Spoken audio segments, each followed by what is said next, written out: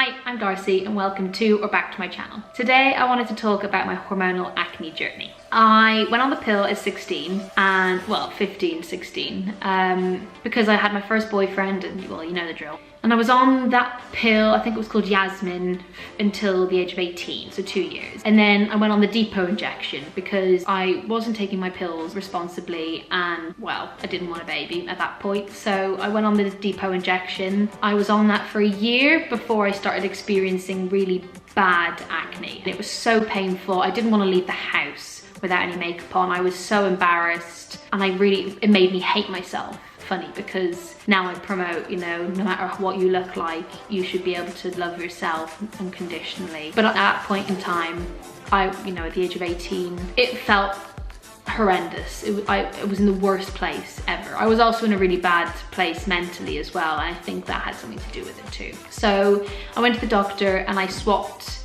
from the depot injection to another pill, which had like skin bettering values to it.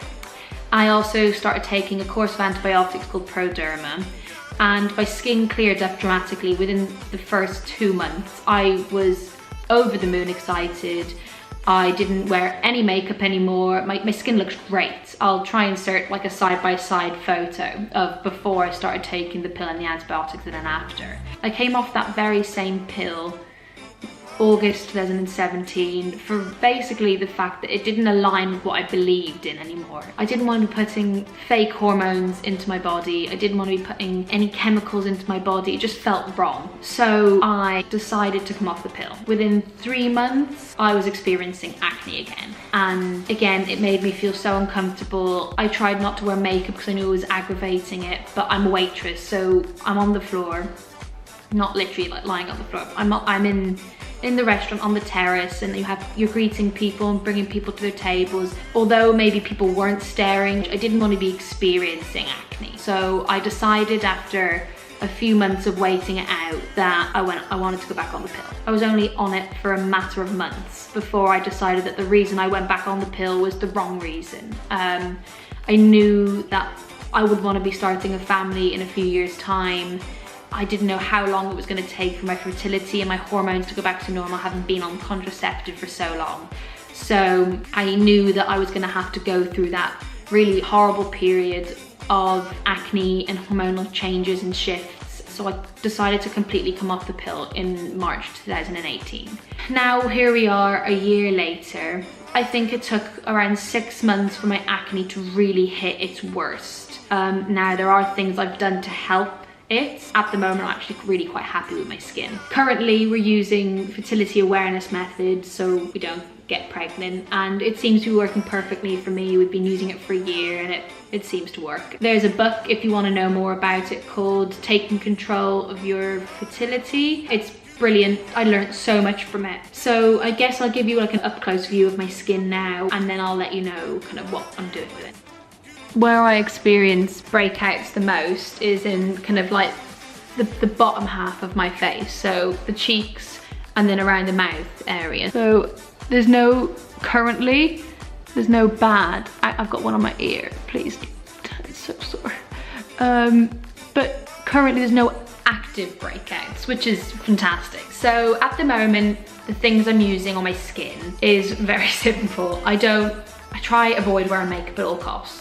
I find makeup really irritates my skin, so I try, unless we're going out for dinner or going to an event or something, I really try avoid wearing makeup. I mean, I wear like mascara some days or whatever and do my eyebrows, but skin makeup, I really try to avoid it. So the products I'm using on my skin currently is literally, all I do is when I wash my face, I use like a hot flannel or a hot cloth and rinse it under the hot water, wring it out, put it on my face, and I let it sit there so it kind of steams my face, and then I give it a good scrub, and then I'll moisturize. And what I use is 100% pure jojoba oil. How do you say that? Should I Google it?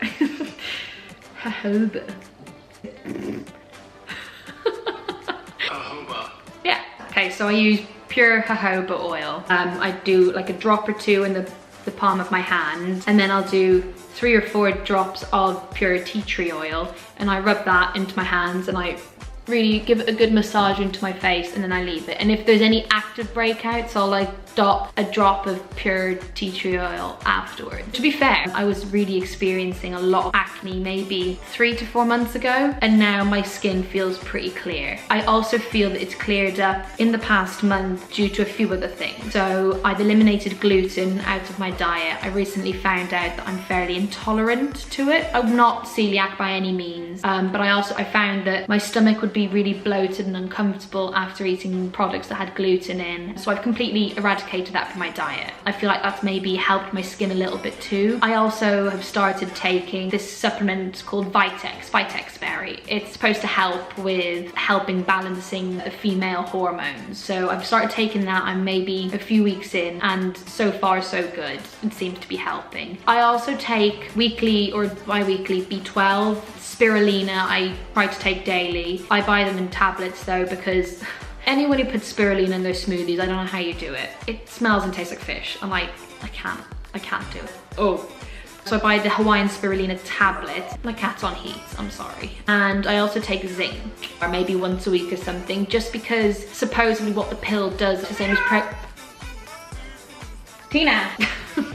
Since I've incorporated spirulina every day and the Vitex Berry and not using any products on my face apart from what I said previously, has really made a big change in my skin. Another thing I think will help is I eat a whole food plant-based diet. I don't eat fried food, I don't cook with oil at home, unless I'm greasing or making pancakes or something and I grease the pan or something with a tiny bit of coconut oil, but I very rarely use oil. My skin is the clearest it's been in a long time, so I'm really happy that things seem to be working out. I'm gonna keep you all updated. I'm gonna keep myself updated by making these little videos. This one's a fairly long video, to be fair, because I had a lot to cover. As we go on, I'm gonna share with you things that I've changed and updates and how my skin's doing. So that's where we stand currently. I mean, if you've struggled with hormonal acne, let me know in the comments down below. I think as women, it's something that we deal with, everyone, especially around the time of our period. If you've experienced hormonal acne, let me know if you've got any tips and tricks, what works for you.